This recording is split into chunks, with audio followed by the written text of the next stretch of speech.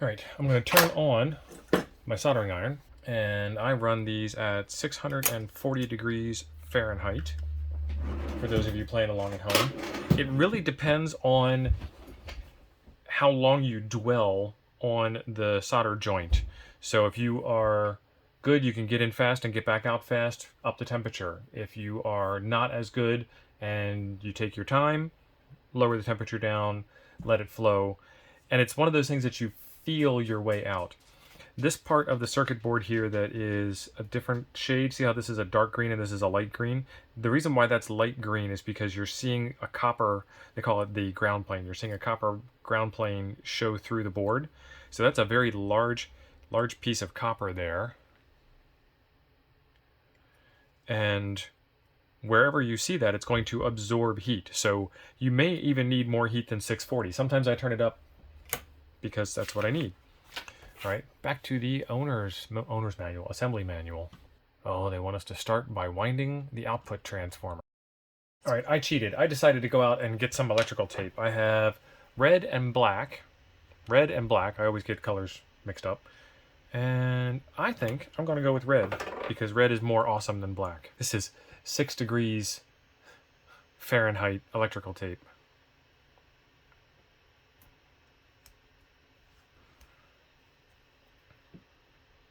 Now back to marking. 2, 3.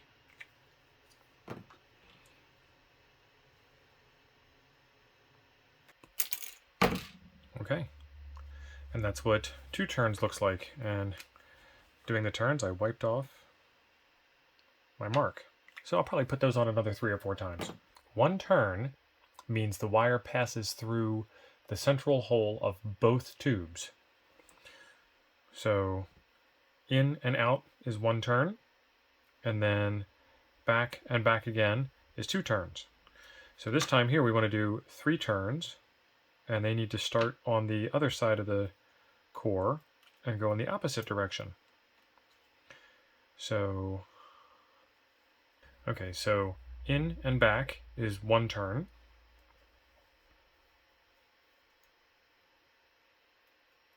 And back is 2 turns. Is 3 turns. And I'm going to write those numbers on again. 3, 2. Now we need to scrape off some of our enamel.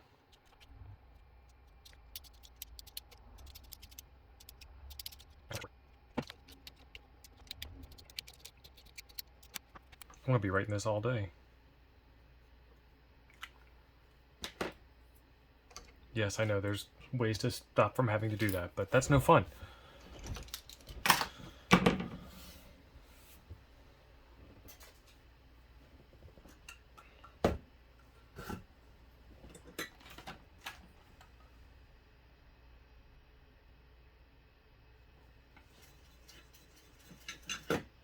I'm probably going to redo that later anyhow. All right, first part going on the board.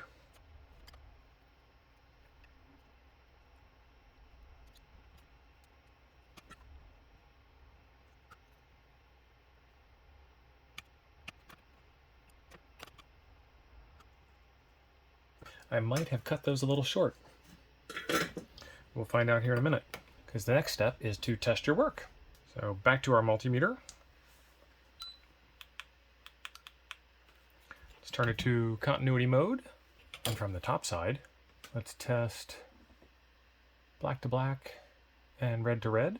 So this hole here and this hole here. Okay, that's good. And then this hole here and this hole here. All right, perfect.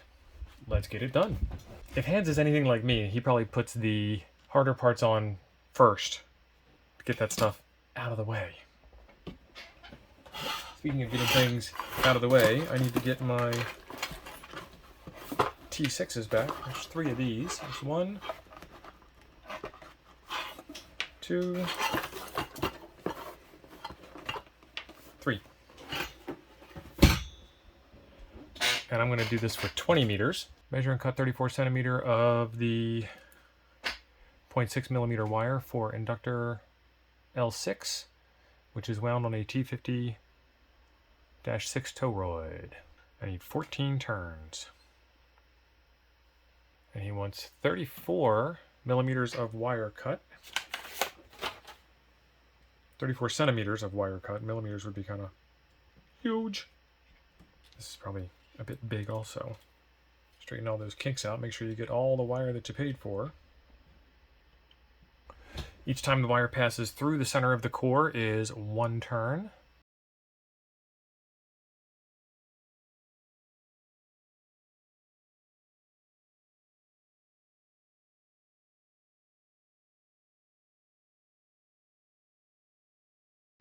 This is as fun as it looks, folks. And then we'll spread them out nice and even. And you actually tune the inductance on these by changing the spreading of the wire or by removing or adding turns. And obviously it's easier to remove a turn than it is to add one after you've got it all trimmed up. And what happened here is my lead shrank for some reason. So what I'm going to do is I'm going to pull this one out entirely, which is now 13 turns instead of 14. I'm going to put this one in, which is now 14 turns instead of 13. So you can fix things like that. Now let's count them up. 1, 2, 3, 4, 5, 6, 7, 8, 9, 10, 11, 12, 13, 14. Perfect. Okay, that one down. That one down. And then this is L6. Yeah, why don't we start with the 6th one? Okay, L6 goes there. And he says, scrape them off and tin them first. I'm going to try something a little different. First off, I'm going to turn my soldering iron up to 840 to give me some more heat to play with. I'm going to burn the enamel off instead. So an extra 200 degrees.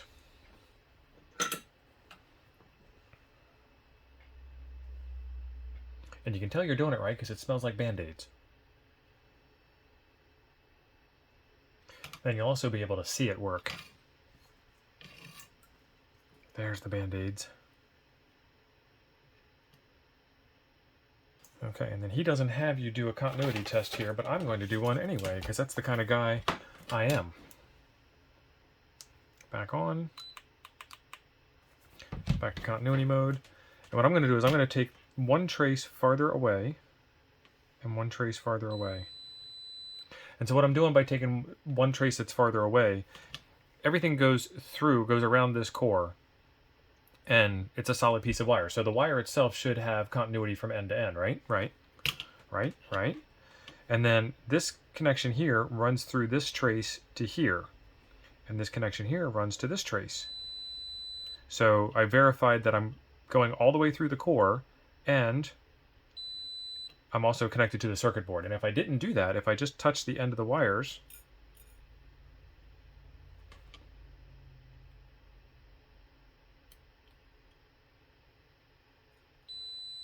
and got them to beep like that, all I'm doing there is verifying that the wire itself has continuity, which we already know it did.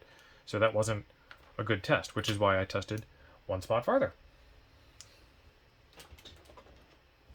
And now that that's working, cut that, and cut that. And while I'm here, I'm going to trim this up, because I didn't do that last time. And then clean your work. I think I missed the trash can.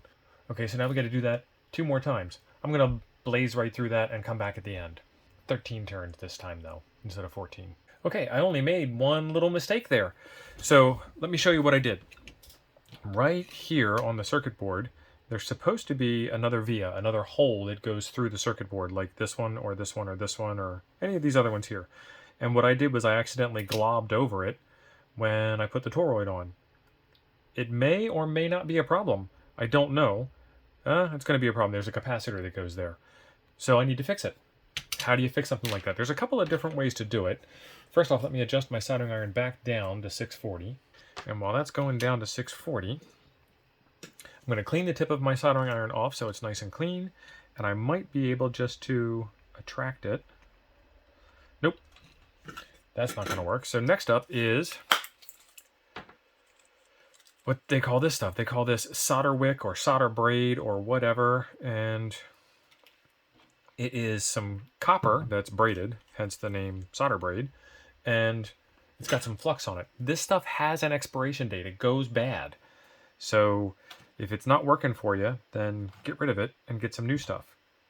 And you just put that down on top of whatever it is that you need to remove and heat it up with the soldering iron. And the copper is super tasty to the solder, and it should clean it right up. And one of the problems that I'm having is that this board is moving.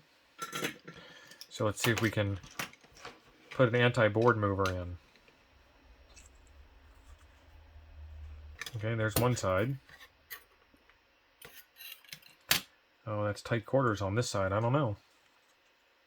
I can get some more pressure on it this way.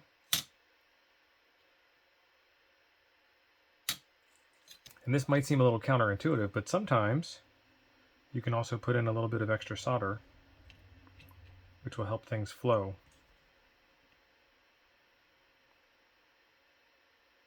And now I can finally see through it. Not much, but it should be enough.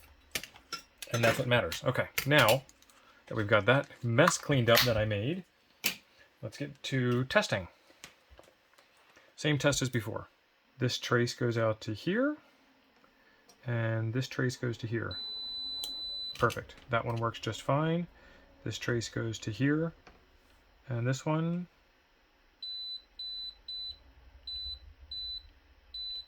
Okay. I don't know which one it went to directly, so I tried a bunch of them and they all work. So we're good to go. And that is kind of messy. So what I'm going to do is clean it up. I'm going to put some isopropyl alcohol on, and then I have a brush just for this purpose. So what do you do if you don't have continuity in that case? So it probably means that one of your wire leads isn't properly stripped on your toroid, so you can apply more heat and burn off some more of that. You can apply more solder and hopefully get some more heat and more connection in that way. Just give it a little bit more time, give it a little bit more patience, give it a little bit more love. Wind and install the bifilar transformer T2. Oh, bifilar transformer, that means 2 turns around the core. Two twists. 2 twisted turns around the core. Where did I put my cores? 10 turns. One of those. Okay, so now we need to take this and cut it into 5 equal parts. That's going to be fun. Okay, I had 232 centimeters of wire left over. And if I divide that by 5, that gives me 46-ish centimeters. So let's measure out 46 centimeters. So here's where it gets to be really fun, because we haven't been having any fun at all so far. We need to take this wire and twist it. And what I found works good for twisting this, number one, is to use a drill, but I don't feel like getting the drill out right now. I'm going to be lazy and do it by hand manually.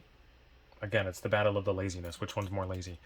But I have found if you take them and put them in opposite directions like that, as you twist them around, you'll avoid some of the problem of having one wire that just twists around a straight wire. So make sure that you try to avoid having one wire that twists and one wire that's straight. But then at the same time, it's not all that important. I mean, it's kind of important, but it's not all that important. I'm going to use a pair of pliers to hold it on one side, and then I'm going to twist the other side, because otherwise it's just going to slide through my fingers. And I was really tight in the beginning. I'm loosening up on purpose. I think that's actually too tight. And they have wire twisting pliers also. I do this enough, but not enough that I really need a specialized tool for it. Good enough. And then the same thing with these. Deburr them a bit. And then we need 10 turns. Leave about 5 centimeters of wire on each end. And I am going to start from this end down here, because I am.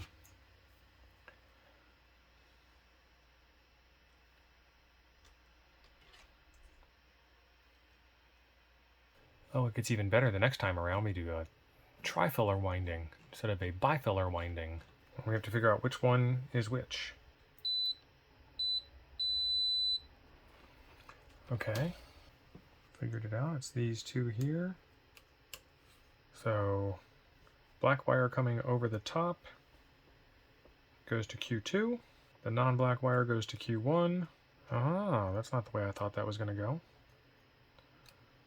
So let's do that again. Q2 and C6 are the top two, and then non-black goes to Q1 on the bottom.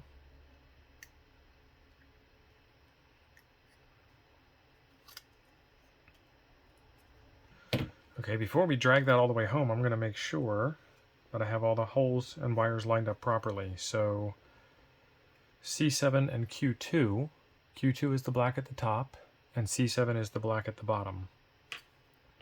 So it should be opposite corners. Now let's bring it on home. All right, that seems messy, but I'm going to run with it because the other one's only going to be messier with more wires on it.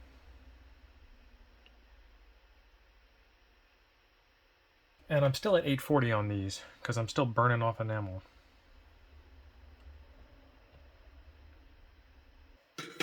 And don't think that I'm arguing with Han's instructions. These are actually the instructions he gives you on a later kit that I've done, the QCX. He shows you this technique. I'm happy with this technique. It works for me. Now let's check the continuity again. And it's supposed to be opposite corners.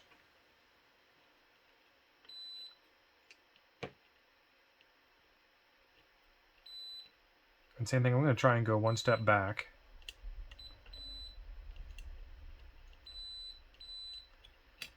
And I can't see any traces on the bottom, so as long as it's one pin farther away.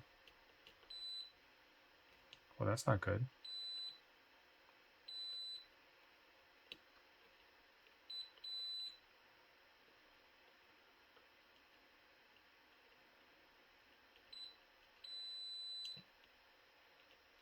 Well, that's interesting. I wonder if it was like that all along. Okay, so he's got some instructions on where he wants test points to be. Let's take a look at that. Use a DVM to measure continuity from the middle of the 3 pins of transistor Q2's pads and the pad to the right-hand side of capacitor C7. So we're talking about right here, the middle of Q2, the right-hand side of C7. Yes. I need to put it in resistance mode, and it should measure 0 ohms.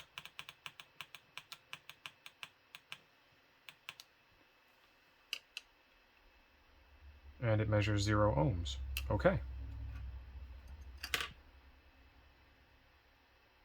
I think that is something within the circuit board, but I don't know because I don't have another bare circuit board to test. And that's not terribly uncommon.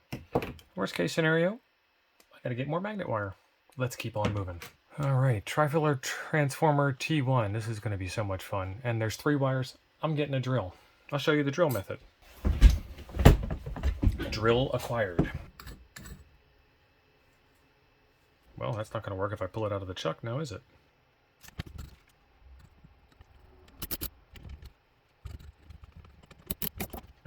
Like I said, nice and slow.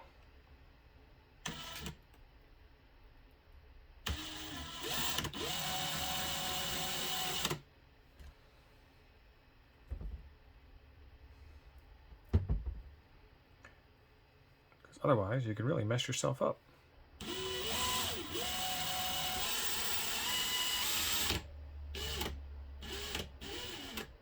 All done.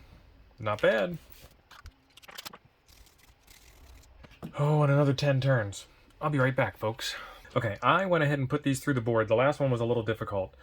And let's see, we're supposed to have continuity from the top one to the top one. Come on. Okay, that's good. And then from the middle one to the middle one. No good. Middle one to the bottom one. Okay, so these 2 wires here need to be switched, which is why I left them really long. Let's pull this out.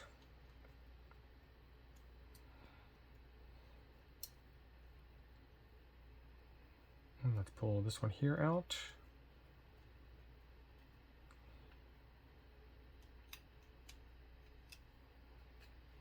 And when I pull this one out, I'm going to put it right back into the middle hole.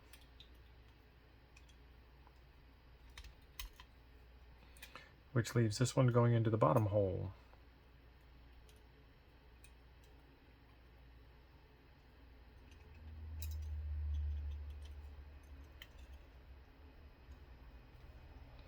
Okay, let's check them again. Top goes to top.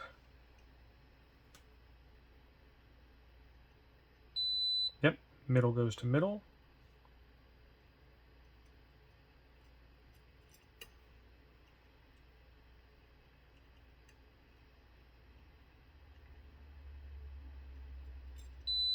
Yep, bottom goes to bottom.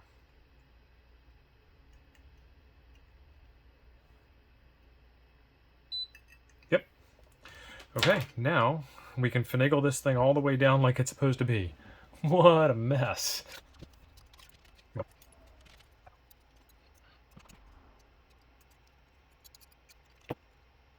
I knew this one was going to be uglier than the last one. Well, let's hope for the best. And you can kind of see it right here. This wire follows this circuit trace down to the middle wire. So when we test our continuity at the end, it's going to be that same fun. All right, let's try it again. Top to top. Middle to middle.